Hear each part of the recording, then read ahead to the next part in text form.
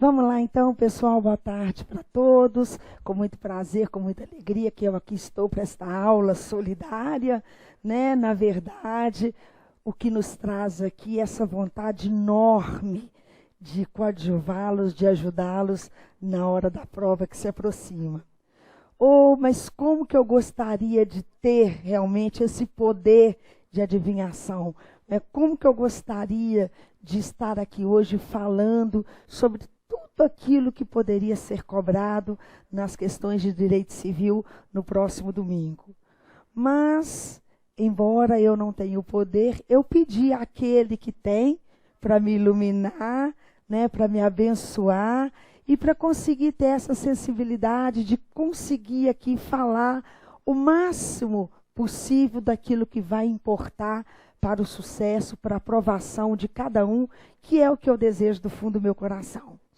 Bom, no sábado passado, no nosso Hora H, acabou que em virtude dos atrasos, e Val fala pra caramba, né? Eles reduziram o meu tempo, até porque são duas professoras de Direito Civil, então a gente já tem esse tempo menor do que os outros professores. E eu gostaria de ter falado muito mais do que eu falei ali, e, portanto, eu prometi a alguns que me pediram que eu estaria aqui hoje falando sobre todos os tópicos que eu não tive a oportunidade de falar naquele momento, naquela ocasião. Então, eu vou concluir as minhas dicas, né? E depois nós podemos usar o nosso tempo falando de outras questões que me vieram aqui na intuição. Tá certo? Bom, eu consegui dar as 11 primeiras dicas daquele material que foi disponibilizado. Portanto, hoje eu vou começar pela dica de número 12, que é a que fala de adoção, né? A adoção hoje, pessoal, está toda regida pelo Estatuto da Criança e do Adolescente, na nova redação que lhe foi dada pela Lei 12.010, editada no ano de 2009. No Código Civil, nós encontramos apenas 2 artigos versando sobre adoção. E mesmo assim, aqueles 2 artigos só foram mantidos ali na Codificação Civil para nos remeter ao Estatuto da Criança e do Adolescente. Portanto, não só a adoção de crianças e adolescentes será regida pelo ECA, como também nós vamos aplicar a adoção de maiores de 18 anos, no que couber, o Estatuto da Criança e do Adolescente. Toda adoção, quer seja para menores, quer seja para maiores, precisa da intervenção do poder público. Então, se o seu examinador perguntar na prova se a adoção pode ser feita em cartório, se a adoção pode ser feita pelas vias administrativas, se a adoção pode ser feita por escritura pública, respondam que não. Por quê? Toda adoção precisa passar pelo crivo do Poder Judiciário. E isso tem uma razão muito simples. É que a adoção hoje ela mereceu uma verdadeira repersonalização. A adoção sempre serviu para darmos a uma família um filho de presente. Eram casais estéreis que não podiam ter filhos, que tentavam com a adoção a realização, a satisfação pessoal. Hoje não mais. Hoje a adoção serve para darmos a um filho uma família de presente. Porque são os interesses do adotando que nós haveremos de levar em consideração para decidirmos se a adoção deve ser deferida ou não. E para constatarmos se a adoção realmente vai preservar os interesses daquele que se quer tomar como filho, nós precisamos submetê-la ao crivo do Poder Judiciário, onde é feito todo um estudo psicossocial por uma equipe multidisciplinar e com a audiência coitiva do Ministério Público. Vejam que, se a adoção precisa passar pelo crivo do Poder Judiciário, evidentemente que nós vamos precisar de uma ação, a chamada ação de adoção, que é uma ação de natureza constitutiva, positiva, negativa. Por quê? Porque ao mesmo tempo que o juiz, ao deferir a adoção, constitui um vínculo jurídico novo de filiação, pelo critério socioafetivo, ele vai desconstituir o vínculo anterior determinado pelo critério biológico. Então, nós constituímos um vínculo novo, a partir de então, pelo critério socioafetivo, e a um só tempo, nós vamos desconstituir o vínculo anterior. Ou seja, a partir da adoção, o adotado deixa de ser filho de seus pais biológicos e passa a ser filho dos seus pais adotivos. E nós só precisaremos lembrar que o adotado tivera outros pais biológicos antes da adoção para fins de impedimentos matrimoniais, ou seja, para evitarmos relações incestuosas, que pai case com filho ou que os irmãos se casem entre si. Tá certo? Porque para todos os efeitos, a partir da adoção, o adotado será havido como filho do adotante, inclusive para direitos sucessórios. E se esta é uma sentença de natureza constitutiva, como toda sentença de natureza constitutiva, ela produz efeitos ex nunc, efeitos a partir de então. Então, é a partir de então que o adotado deixa de ser filho dos seus pais biológicos e passa a ser filho dos seus pais adotivos. E vejam que esta regra de que a sentença profere efeitos ex nunc está sujeita a uma exceção, e nós sabemos que exceção serve para cair em prova, porque excepcionalmente nós vamos admitir que esta mesma sentença proferida numa ação de adoção produza efeitos ex nunc, efeitos retroativos. Quando? Quando que uma sentença proferida numa ação de adoção vai produzir efeitos ex nunc, efeitos retroativos? Quando o adotante falecer no curso do processo. Se o adotante falece no curso do processo, isto não será empecilho para o processo continuar. Por quê? Porque o processo vai seguir, o juiz pode deferir a adoção requerida por aquele que hoje já está morto, e a sua sentença vai retroagir à data do óbito. Ou seja, depois de morto, a pessoa não pode ter mais filho. Então, essa sentença retroage à data da morte, até para permitir que o adotado possa participar da sucessão. Olha que pergunta interessante, não é? João requereu a adoção de Tonhão. Ocorre que no curso do processo, João veio a óbito. O que deverá fazer o juiz? Extinguir o processo imediatamente por perda do objeto? Ou poderá o juiz prosseguir com a demanda? O juiz poderá seguir com o processo, mesmo que o requerente não esteja vivo mais. Aí ele pode perguntar, neste caso, qual é o momento que o falecido será considerado como pai do adotando? No momento da sua morte, porque a sentença vai retroagir à data do óbito, produzir efeitos ex nunc. Se perguntado for, o adotado naquele caso terá direito à herança do adotante já falecido? Resposta sim, porque se a sentença retroage à data do óbito, naquele momento da abertura da sucessão, ele é havido, ele é considerado como filho. Bacana? E vejam que, como requisitos para adoção, como colocado aí no tópico seguinte, além de verificarmos se ela atende, se ela preserva suficientemente os interesses do adotando, a lei faz algumas exigências com respeito ao adotante. Por exemplo, só podem adotar os maiores de 18 anos de idade. Só os maiores de 18 anos é que estão aptos a adotar. Aí vem o seu examinador na prova e pergunta: Tonhão, com 16 anos de idade, foi emancipado voluntariamente por seus pais.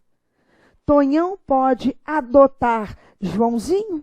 Resposta: não, porque embora capaz, em virtude da emancipação, ainda é menor de 18 anos. Porque a emancipação faz cessar a incapacidade antes dos 18 anos, antes da idade legal. Mas ela não faz cessar a menoridade. Um emancipado continua sendo menor. Ele deixa de ser incapaz. Tá? Então, exatamente, porque para tirar a habilitação para conduzir veículos, não se exige capacidade civil, se exige maioridade. Tá? Além da idade mínima, 18 anos, do adotante, é preciso que haja entre ele e o adotado uma diferença de pelo menos 16 anos. O adotante haverá de ser pelo menos 16 anos mais velho que o adotado. Para não se esquecerem essa diferença, lembrem que 16 anos é a idade mínima para casar. Então, se um filho nasceu na constância do casamento de seus pais, ele haverá de ser, pelo menos em regra, 16 anos mais novo. Porque se os pais só podem casar aos 16, como casados só poderiam ter filhos com pelo menos 16. Então, o que se quer é criar essa situação análoga. Então, menor de 18 anos pode adotar? Pode. Um menino de 18 anos pode adotar? Pode, mas só pode adotar criança de, no máximo, 2 anos, porque ele haverá de ser 16 anos mais velho. Como se o pai casado aos 18 anos, né, ele só teria um filho ali, um pai casado com 16 só teria um filho ali com aquela diferença. A ideia é essa. Além da questão da idade do adotante e da diferença dele com o adotado, é preciso, de regra, o consentimento dos pais biológicos. Claro que os pais biológicos precisarão consentir, precisarão concordar, porque os filhos que forem adotados por outro deixarão de ser filhos de seus pais biológicos. Então, nós vamos constituir um vínculo e desconstituir o anterior. Então, é preciso que haja consentimento, tá certo? Salvo se os pais forem desconhecidos, ignorados, se tiverem desaparecidos ou forem destituídos do poder familiar. Se nós não sabemos quais são os pais, porque trata-se de um menor abandonado, o menor órfão, porque os pais já são falecidos, ou se os pais foram destituídos do poder familiar, fica então dispensado o consentimento. Tá? Vejam que a adoção, ela pode ser requerida por uma ou por 2 pessoas. Tá? Vejam que a pessoa pode adotar sozinho. Imaginem que A e B tiveram um filho C. D, mesmo sozinho, poderá adotar o filho C, tomando-o como seu, constituindo com ele um vínculo de parentesco pelo critério da afetividade. E ainda que a adoção seja requerida só por D, nós vamos constituir um vínculo aqui numa única linha, mas desconstituir o vínculo, tanto na linha materna quanto na linha paterna, pelo critério biológico. Mesmo que D seja um homem que requeira adoção sozinho, tanto a mãe quanto o pai de C deixarão de ter com ele esse vínculo de filiação. A não ser que o requerente seja cônjuge, companheiro ou convivente de um dos pais biológicos. Se D é casado com B, ou mantém união estável, ou união homoafetiva, não há razão para que B deixe de ser o pai. Por quê? Porque a adoção é uma forma de colocação em família substituta. Então, se o requerente constituiu família com um dos pais biológicos, a gente mantém aquele pai biológico e desconstituir só numa linha, que é o que nós chamamos de adoção unilateral. A adoção unilateral não é aquela que necessariamente é requerida só por um. O que nós chamamos de adoção unilateral é aquela que desconstitui o vínculo numa única linha. Porque se D não fosse nada de B, a adoção desconstituiria o vínculo tanto na linha materna quanto na linha paterna. D pode adotar C com outra pessoa, desde que essa pessoa seja seu cônjuge, companheiro, ou por força da decisão do Supremo Tribunal Federal, convivente, comprovada a estabilidade da família. Por que D só pode requerer adoção de C com outra pessoa, se essa outra pessoa for seu cônjuge, companheiro ou convivente? Porque as duas pessoas que estão requerendo a adoção precisam ser uma família, para ser a família acolhedora, para ser a família substituta. Tá? E uma vez deferida a adoção de C para aquela família requerente, para todos os efeitos, C se tornará filho do casal. Para todos os efeitos, inclusive sucessórios. E vejam que C não vai sozinho. Ele vai levar junto toda a sua descendência. Porque os filhos de C não serão não serão netos dos pais biológicos, mas sim dos pais adotivos. Tá certo? Então essa é a adoção, que serve para criar um vínculo jurídico de filiação pelo critério inteiramente socioafetivo.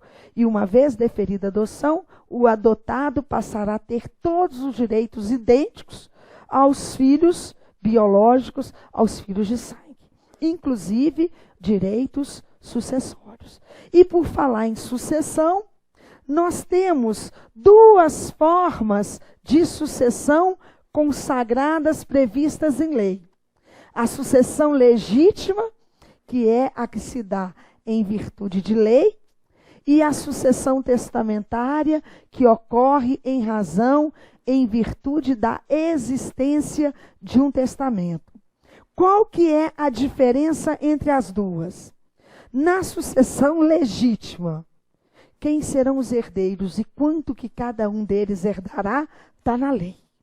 Na sucessão legítima, nós temos que seguir uma ordem de vocação hereditária estabelecida pelo legislador naquele artigo 1829.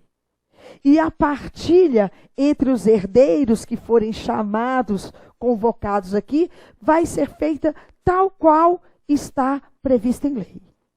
Diferente da sucessão testamentária. Porque na sucessão testamentária, os herdeiros vão ser aqueles instituídos, vão ser aqueles nomeados pelo testador, e nós vamos dar a cada um deles exatamente o tanto que o testador mandou que fosse dado. Então, por isso que a gente diz que uma se dá em virtude de lei, a outra forma de sucessão se dá em virtude da existência de um testamento.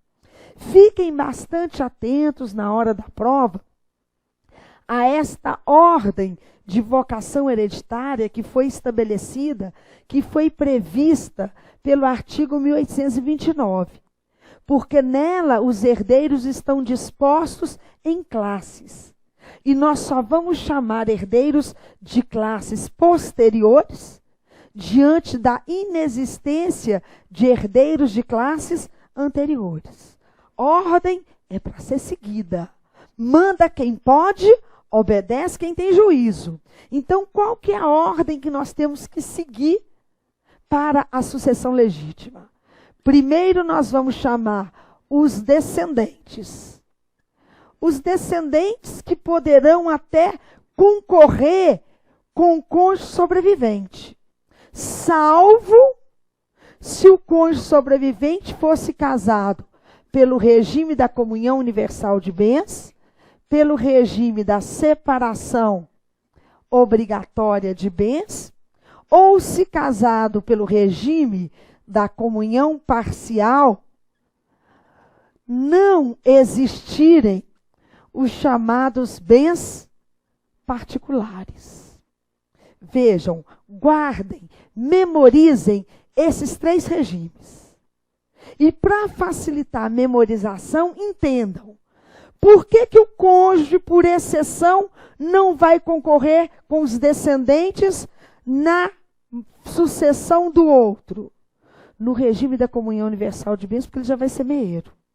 Se ele já vai ser meeiro, ele não precisa ser herdeiro. No regime da separação obrigatória de bens, porque a lei obrigou que o regime fosse este para aquelas pessoas para as quais não se quis que os patrimônios se confundissem. Por exemplo, maior de 70 anos. Pode casar? Pode, mas a lei obriga que o regime seja da separação de bens.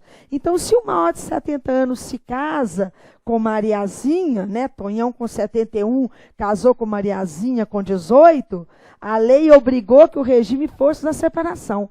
Mariazinha nem será meeira de Tonhão, quanto a fortuna que ele já tinha antes do casamento, e nem será herdeira concorrendo com os filhos de Tonhão. Tá certo? Agora, ela pode ser meeira quanto aos bens adquiridos na constância do casamento, por força da súmula 377 do Supremo Tribunal Federal. Tá certo?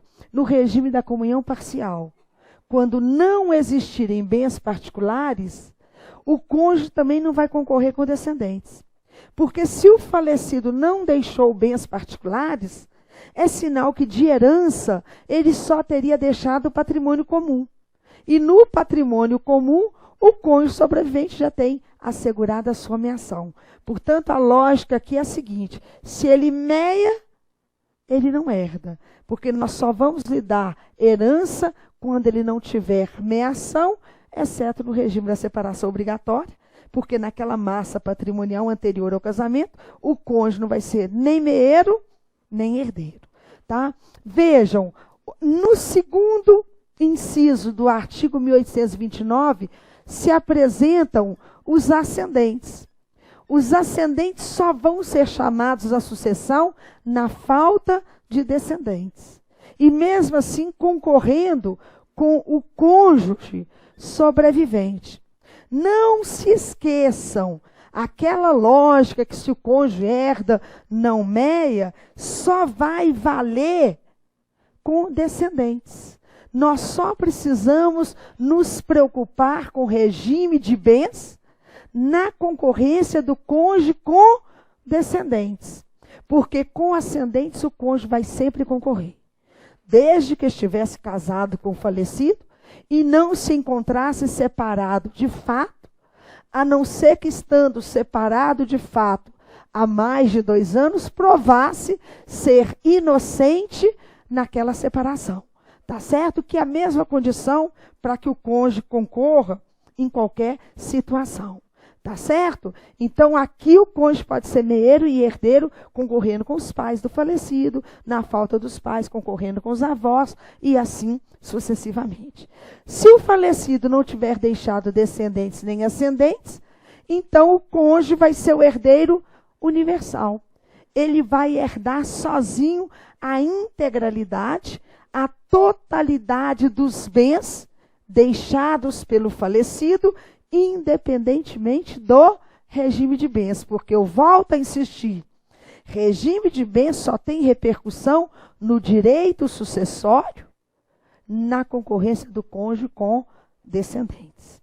Esses 3 incisos do artigo 1829 versam acerca dos herdeiros, que nós denominamos de herdeiros necessários. Descendentes, ascendentes e cônjuge sobrevivente são herdeiros necessários, porque eles necessariamente serão chamados a herdar. Nem que seja uma parte do patrimônio que nós temos que reservar para eles, parte essa denominada de legítima. Porque se o testador deixar sobreviventes descendentes, ascendentes ou cônjuge sobrevivente, nós só teremos condições de cumprir a sua vontade numa parte do seu patrimônio que nós denominamos de metade disponível. Por que a expressão metade disponível? Porque só a metade da herança é que é disponível, porque a outra metade, denominada legítima, haverá de ficar reservada para os herdeiros necessários. Então, pessoal, num inventário, a gente faz o seguinte: nós vamos arrecadar todos os bens deixados pelo falecido e vamos colocar aqui dentro. Eles serão arrolados no processo de inventário. Depois de arrecadados todos os bens e avaliado o patrimônio deixado pelo falecido, nós vamos precisar tirar aqui o necessário para pagarmos as dívidas, bem como as despesas com funeral. Então, se o falecido deixara, por exemplo, R$1.200.000, mas se ele tiver deixado 200 mil em dívidas, nós vamos ter que tirar o necessário para pagar as dívidas. Nem que a gente tenha que usar todo o patrimônio que ele deixou. Nós, entre dar aos herdeiros e dar aos credores, vamos dar primeiro aos credores. Nem que a gente precise gastar tudo. Tá? Depois que a gente tira o valor das dívidas e as despesas com o funeral, nós temos que verificar qual era o estado civil do falecido.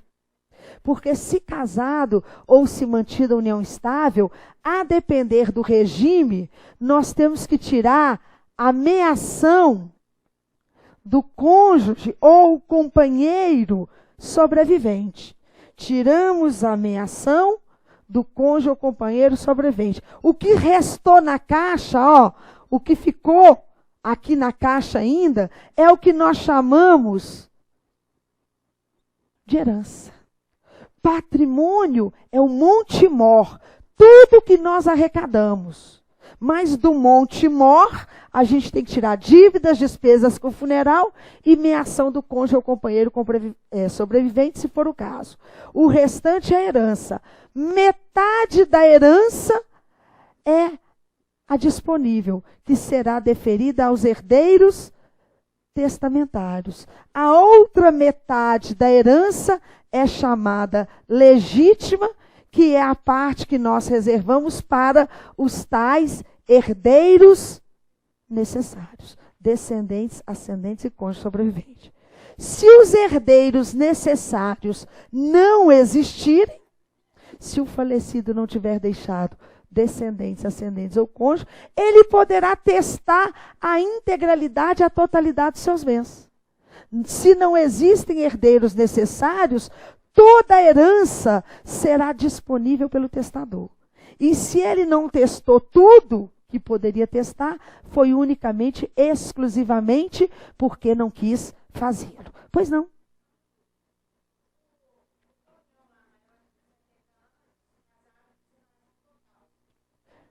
Não concordo que a separação seja total. Ela é relativa. Relativa por causa da súmula 377. Desculpa, pode perguntar. Pessoal, Tonhão, ele foi obrigado a casar-se com Mariazinha pelo regime da separação de bens. Se Tonhão quiser deixar em testamento a sua metade disponível para ela, ele pode? Resposta, sim. Porque casado com Mariazinha pelo regime da separação obrigatória, ela não participaria da sucessão dele concorrendo com descendentes. Mas Tonhão quer proteger Mariazinha, sua cônjuge, com quem escolhera para ser feliz. Desde que ele respeite a legítima dos herdeiros necessários, na sua metade disponível, ele poderá deixar para quem ele quiser. De regra, todas as pessoas que têm vocação hereditária e legitimação podem ser beneficiadas na metade disponível. Vocação hereditária para a sucessão testamentária é mais ampla do que a vocação hereditária para a sucessão legítima. Ou seja, nós admitimos que sejam nomeados herdeiros ou legatários aqui, na porção disponível do testador, pessoas que jamais seriam chamadas à sucessão legítima. Por quê? Porque tem vocação hereditária para a sucessão testamentária. Não só as pessoas naturais, como também as pessoas jurídicas. E essas pessoas naturais, que nós estamos admitindo que possam ser nomeadas herdeiras ou legatárias, nem precisam ser parentes do autor da herança. Nem precisava ser descendente, ascendente ou cônjuge. Não só as pessoas naturais já nascidas, mas aquelas que já foram concebidas, mas que ainda estão por nascer, que nós chamamos de nascituros, como também aqueles que ainda vão ser concebidos, se o testador se referir a eles como prole eventual de alguém. Vejam, desde que a prole eventual venha a ser concebida no prazo de 2 anos, a contar da abertura da sucessão. Tá certo? Então, a vocação hereditária é mais ampla. E essas pessoas jurídicas que nós admitimos que sejam nomeadas herdeiras ou legatárias, são não só as pessoas jurídicas já existentes, podem ser de direito público, pode ser de direito privado, como aquelas que ainda vão ser criadas, que ainda vão existir, se o testador se referir a elas na forma de fundação. Para não se esquecerem, nós vamos lembrar do Ayrton Senna, que deixou, não, mas a Xuxa não deixou em testamento. A Xuxa criou a Fundação Xuxa Meneghel por ato inter vivos, escritura pública. Foi o Ayrton Senna que deixou parte do seu patrimônio disponível em testamento destinado à criação de uma fundação que prestasse assistência a crianças carentes, hoje chamada Instituto Ayrton Senna. Bacana? Então aqui, além de vocação hereditária, é preciso legitimação. A capacidade para adquirir por testamento, nós reconhecemos aquelas pessoas que têm vocação hereditária, que podem ser nomeadas herdeiras legatárias e que possuem legitimação. Ter legitimação para herdar é a mesma coisa que não estar impedido de fazê-lo. E os impedimentos, quem não pode ser herdeiro ou legatário, são as pessoas referidas no artigo 1801 do nosso Código Civil. É o artigo 1801 que fala quais são as pessoas que não podem ser nomeadas herdeiras ou legatárias. Vejam, para memorizar todas as pessoas que participaram da feitura de um testamento.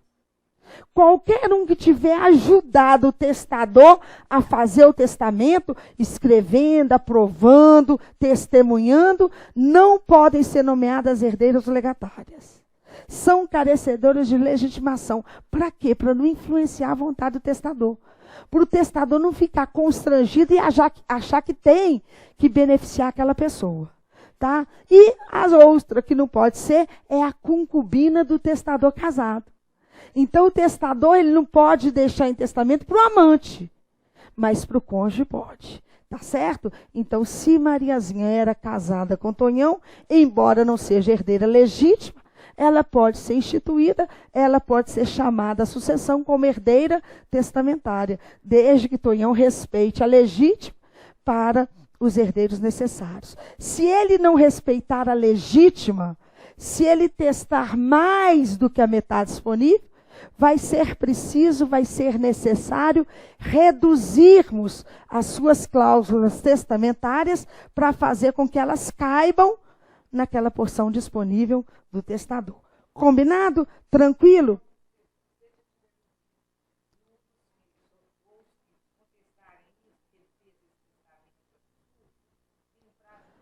Olha só a pergunta. Pessoal, se Tonhão, casado, deixou sua metade disponível para a amante, essa cláusula testamentária é nula. Concordam? A cláusula testamentária que o testador casado deixa, ainda que respeitando a legítima, a sua metade disponível para amante é nula. E a invalidade do testamento poderá ser impugnada em até 5 anos contados do registro. Nós estamos acostumados com a regra de que os atos nulos não convalescem com o transcurso do tempo. De fato, um negócio jurídico, um contrato nulo, mesmo que celebrado 30 anos atrás, continua sendo nulo e a invalidade pode ser questionada. Mas um testamento nulo só poderá ser impugnado no prazo de 5 anos a contar do seu registro. Registro é quando o testamento é apresentado para ser cumprido. Combinado?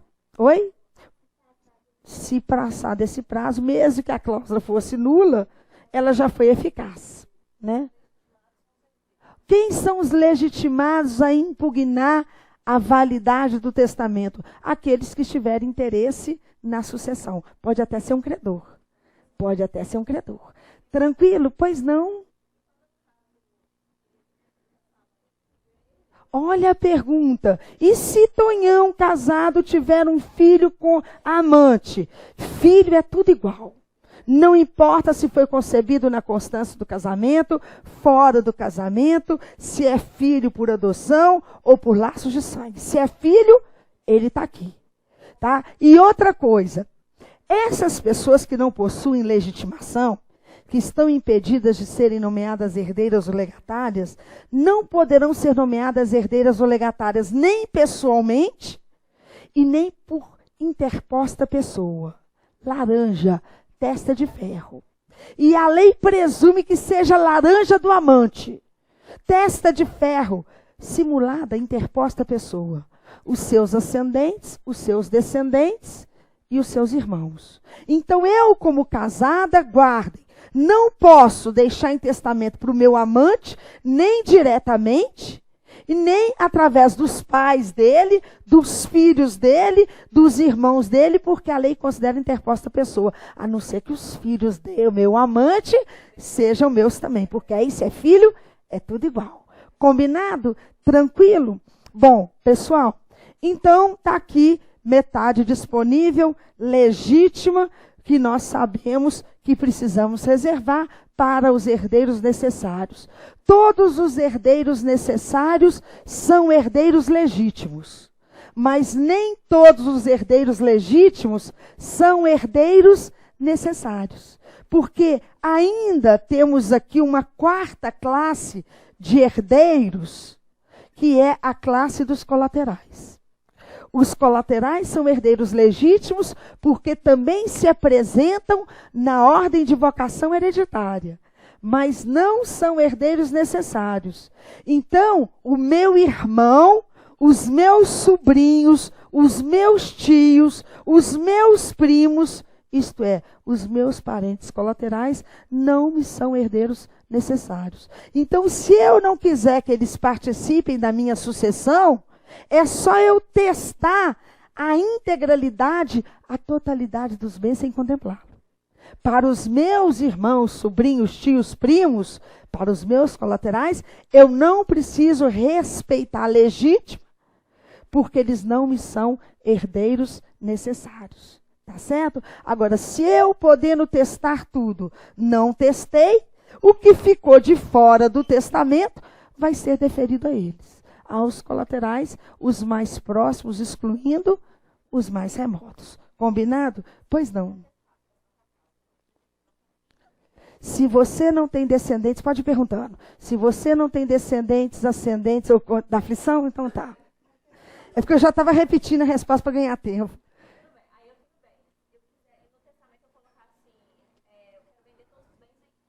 Você quer vender ou quer testar?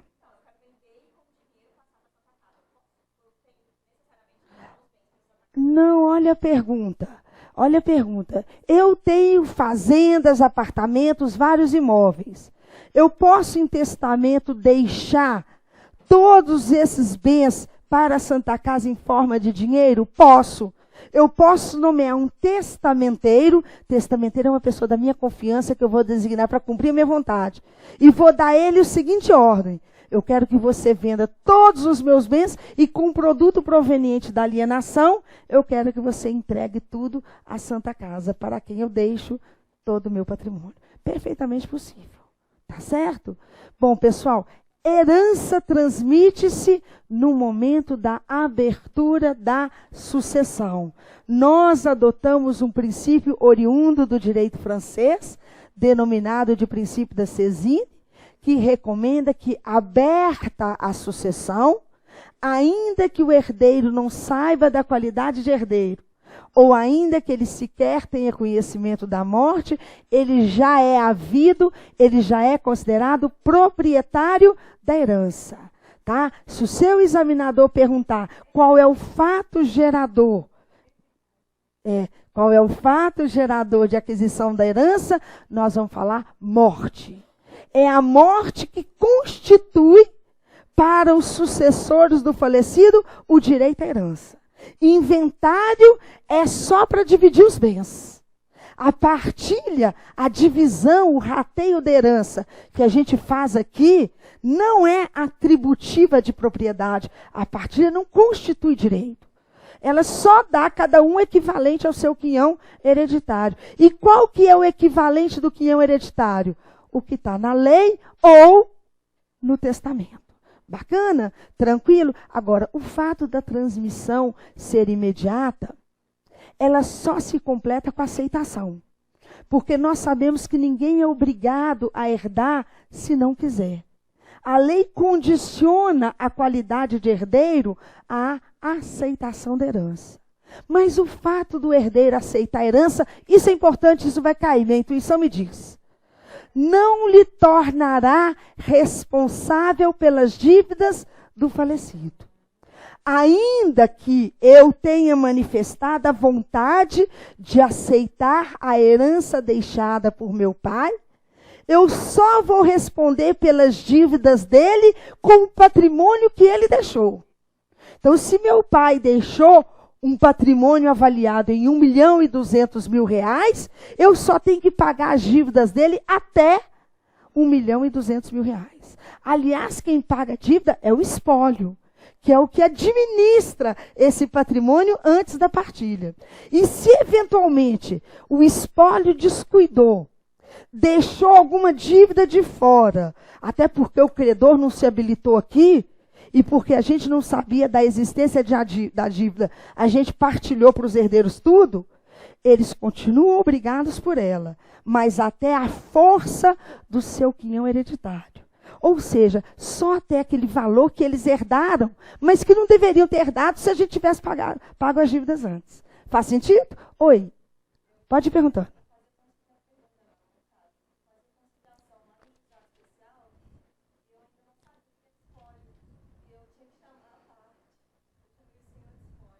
Ah, entendi. Senhor, gente, espólio não é uma pessoa. Espólio é uma massa hereditária, uma massa patrimonial que é administrada pelo inventariante. Então, se alguém quiser chamar o espólio para uma lide, façam a provocação dele através do senhor inventariante. Por favor, ninguém chama o senhor espólio para lide, não, tá certo? Bom, pessoal, então, ninguém é obrigado a aceitar a herança se não quiser. Mas se aceitar, o que de pior pode acontecer com o herdeiro que aceitou a herança? Ficar no 0 a 0. Falar, opa, aceitei a herança do meu pai e cheguei à conclusão que ele não deixou nada para eu herdar. Porque ele deixou um patrimônio de R$1.200.000, mas deixou R$1.200.000 de dívida. Então, eu paguei todas as dívidas primeiro e, no final das contas, não restou nada para eu herdar. Fiquei no 0 a 0. É o que de pior pode acontecer com o herdeiro que tiver aceitado a herança.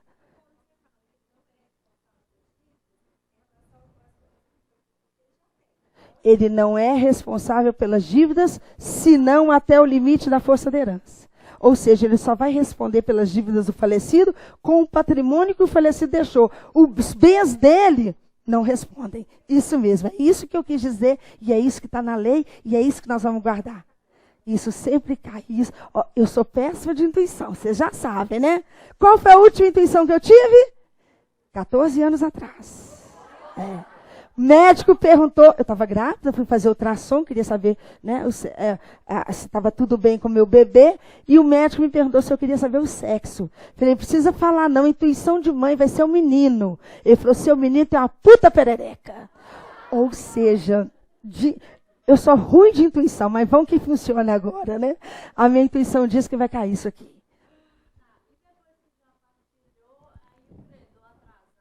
Tá. Olha a pergunta, pessoal. Se não foi, vou complementar a resposta, tá? Se não foi feita a partilha, onde que o credor tem que cobrar?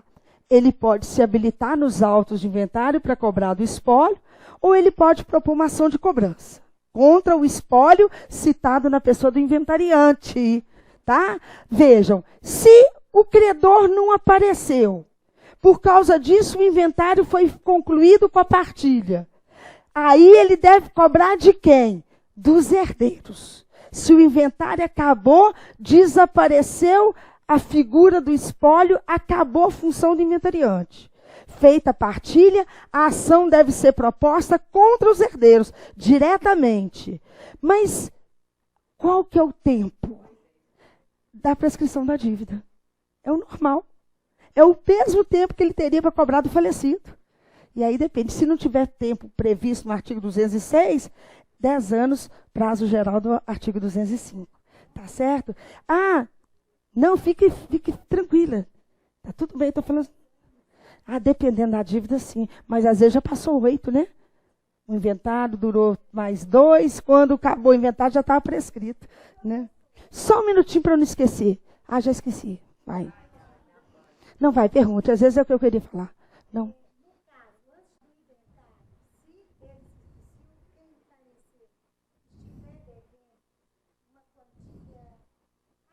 Tá.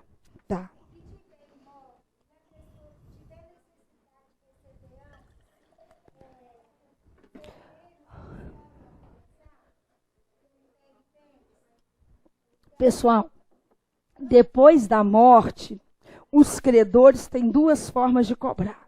Ou dentro do inventário, ou numa ação de cobrança.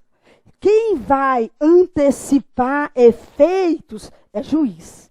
Então, o juiz pode autorizar que se faça o pagamento daquele que esteja ali a cobrar. Mas as partes, não. Ninguém pode fazer justiça com as próprias mãos.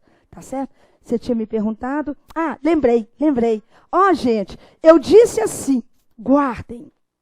Papai morreu. Ai, que Deus o tenha, não, porque que tenha vida longa. Papai de alguém morreu, deixando o patrimônio de R$1.200.000. Nós pagamos aqueles credores que se habilitaram, 200 mil. Sobrou 1 milhão. Tiramos meação da mamãe de alguém, 500 mil. Ficaram os outros 500 mil, que nós dividimos para os 2 filhos.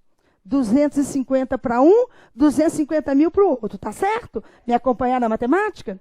Apareceu um credor falando que tem o direito de receber, que o falecido lhe devia 250 mil. Ele pode cobrar de um só?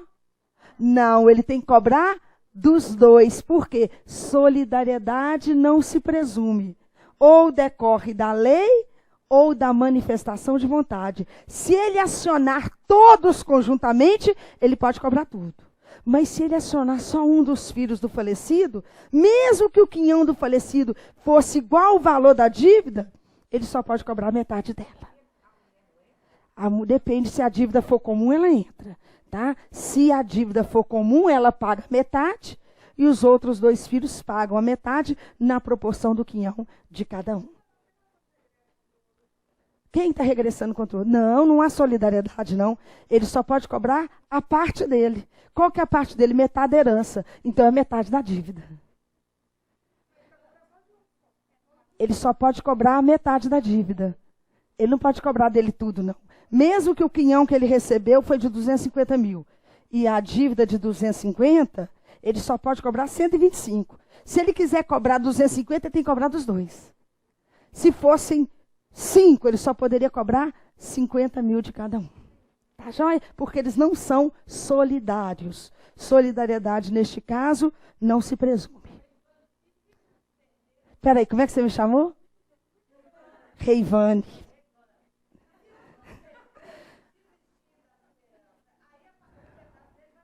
Gente, se o herdeiro renunciar à herança, caso o herdeiro renuncie à herança, abdicando dela, ó, papai morreu, deixou, mas eu não quero nada, até porque graças a Deus não preciso, é como se esse herdeiro não existisse. A cota, a parte dele vai ser dividida entre os demais, vai acrescer na dos outros, porque os filhos desse herdeiro renunciante não vão herdar por representação, porque se o próprio herdeiro não quis herdar, ninguém herdará no seu lugar. Combinado? Tranquilo? Então, aceitação e renúncia volta para o Monte Mor e partilha como se não fosse herdeiro. Pessoal, oi.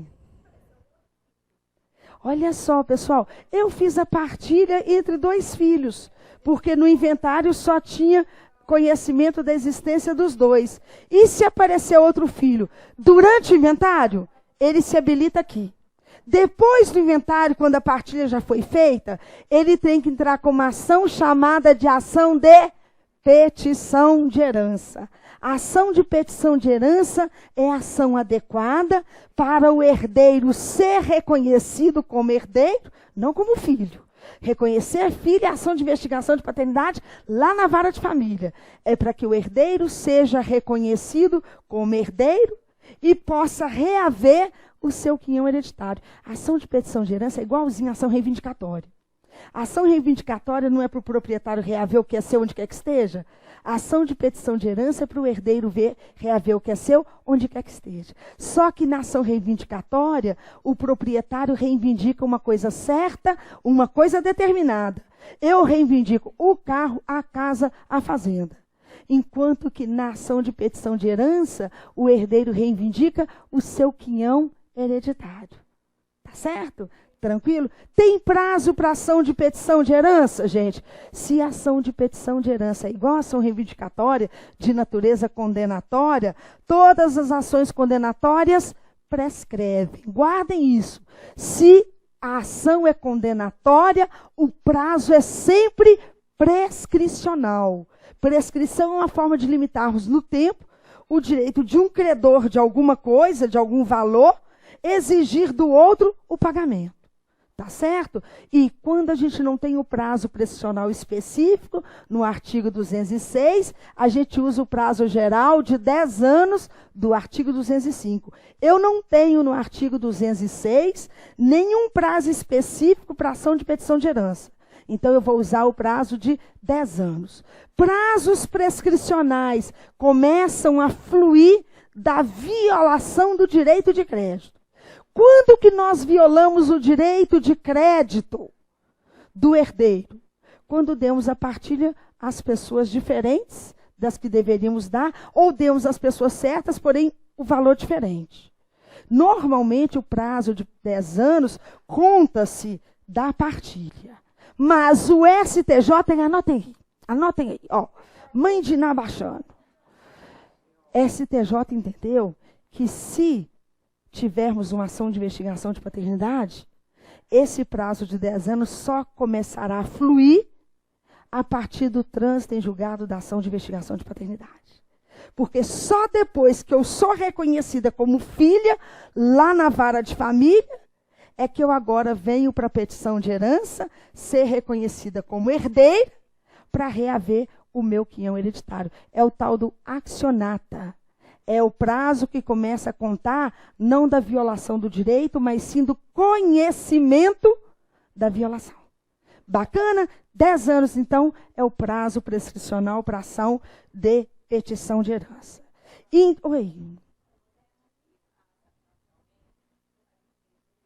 Se você renunciar à herança em favor de alguém, na verdade, você não está renunciando. Você está aceitando e cedendo. Então haverá incidência de 2 impostos.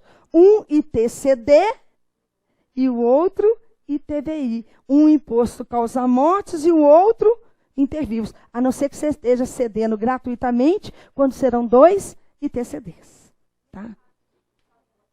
Se renunciar, é como se o herdeiro não existisse, como se ele nunca tivesse herdado. Então não tem imposto. Hã?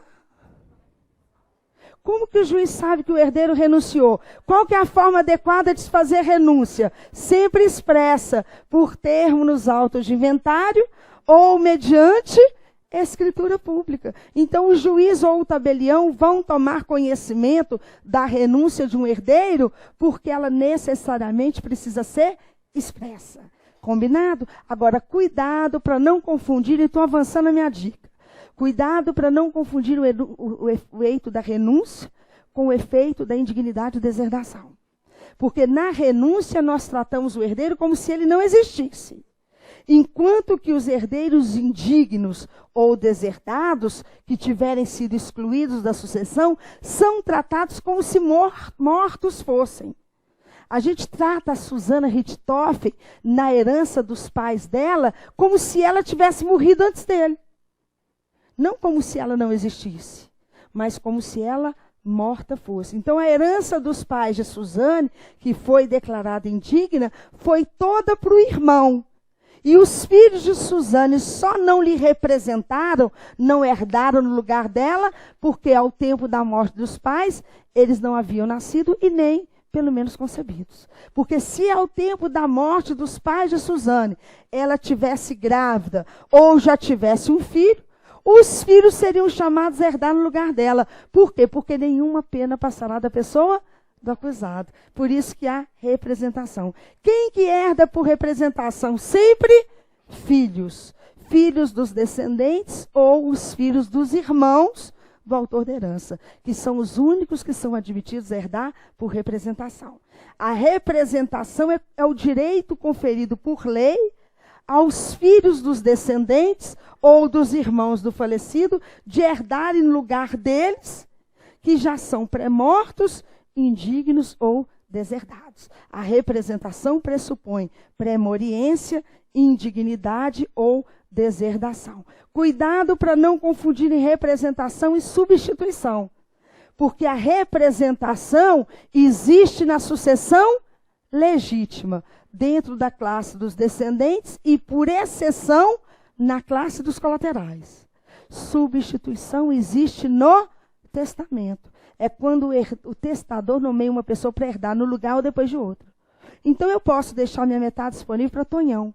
Mas se Tonhão não quiser renunciar à herança, ou não puder, por já ter morrido antes de mim, ou por ter sido excluído por indignidade ou deserdação, herdará no seu lugar Mariazinha.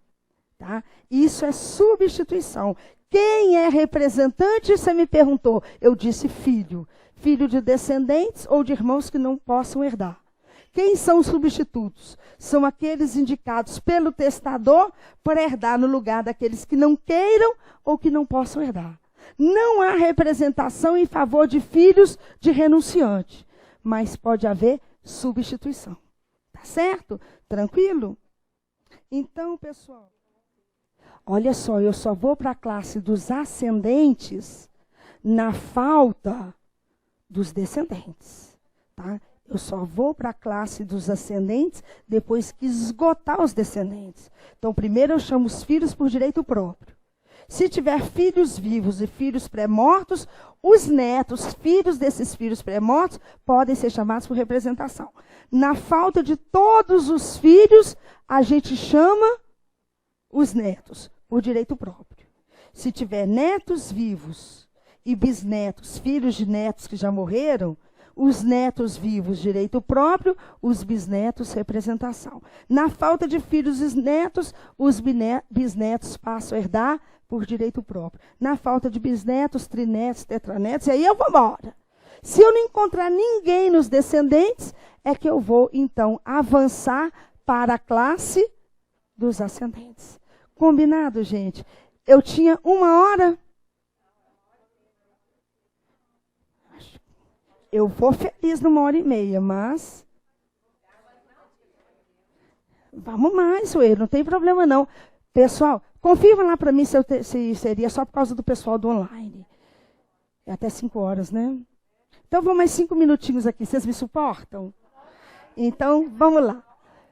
Pessoal, nós falamos lá no Hora H de Direito de Família, tivemos oportunidade aqui de falar de direito sucessório, mas me permitam voltar lá na parte geral com respeito aos defeitos do negócio jurídico. Ó, nós somos livres para negociar. O que é negociar? É constituir direitos e deveres a nosso favor ou em favor de terceiros. Quando eu faço um testamento, eu estou negociando. Porque eu estou constituindo direitos hereditários para os herdeiros nomeados. Quando eu celebro um contrato, eu estou negociando. O que eu negocio quando eu celebro um contrato de compra e venda? Adquirir a propriedade de um bem mediante a obrigação de pagar um preço. O que eu negocio quando eu celebro um contrato de locação? Ceder o uso de uma coisa ao locatário, que se obriga a pagar uma remuneração correspondente chamada de aluguel. Então, tanto os contratos, quanto os testamentos, quanto pactos antinupciais, são negócios jurídicos. Nós somos livres para negociar, mas nem sempre nós negociamos de forma válida. Porque a validade da negociação requer que aquele que esteja negociando seja capaz, que aquilo que for objeto da negociação seja lícito, possível, determinado ou pelo menos passivo de determinação, e que a forma de negociar seja adequada. De regra, a forma de negociar é livre, a não ser que a lei prescreva uma determinada forma ou proíba outra. Por exemplo, se eu quiser negociar, vender um imóvel de valor superior a 30 vezes o maior salário mínimo, a lei exige escritura pública. Mas para celebrar contrato de promessa de compra e venda, eu posso fazer por instrumento particular. Então, eu tenho que observar a forma prescrita em lei, ou não defesa, ou não proibida em lei. Oi? Então, agora, porque nem sempre a gente negocia de forma válida, às vezes os negócios apresentam defeitos. Defeitos que nós classificamos em 2 categorias. Vícios de consentimento e vícios sociais. Os vícios de consentimento são aqueles que comprometem a manifestação da vontade de quem estava negociando. Quais são os vícios de consentimento? Erro, dolo, coação, estado de perigo e lesão. E quais são os vícios sociais? Tá, vou terminar. É até 5h30? Confirme com a Poliane isso. Com a Poliane. Quais são os vícios sociais? Fraude contra credores e simulação.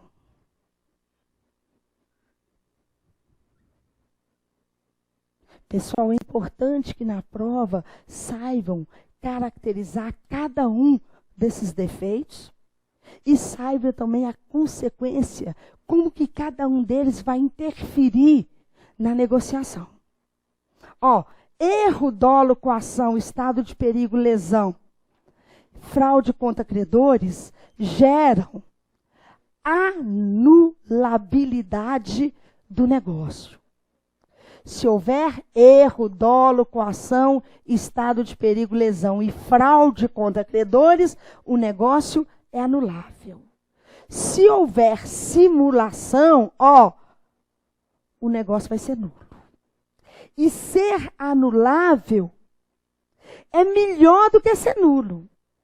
Porque quando o negócio é anulável, a anulabilidade dele só poderá ser requerida pelo interessado. Só o interessado é que vai poder requerer anulabilidade. E mesmo assim, o interessado só vai requerer se ele quiser. Nem sempre os negócios anuláveis serão anulados.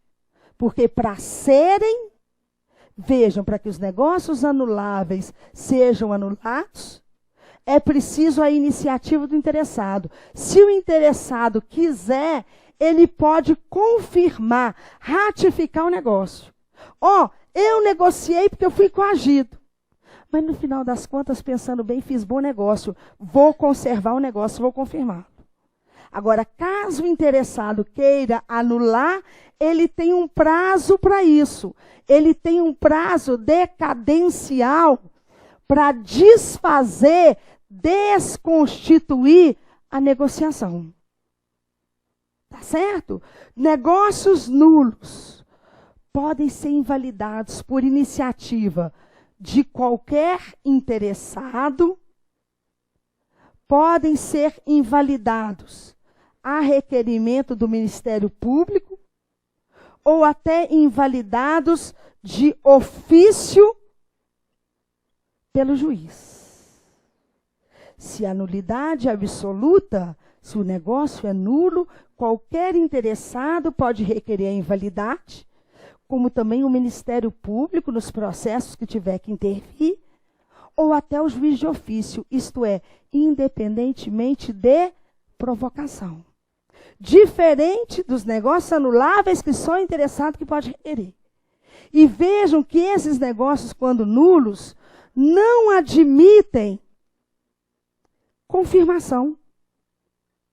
Se eu fiz um negócio nulo e quiser mantê-lo, eu tenho que negociar de novo de forma válida.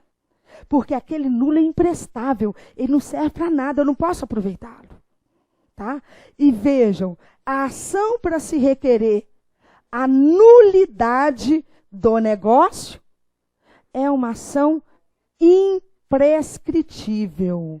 Ou seja, nós não temos prazo para requerer a nulidade de um negócio, salvo o testamento que foi 5 anos. Tá?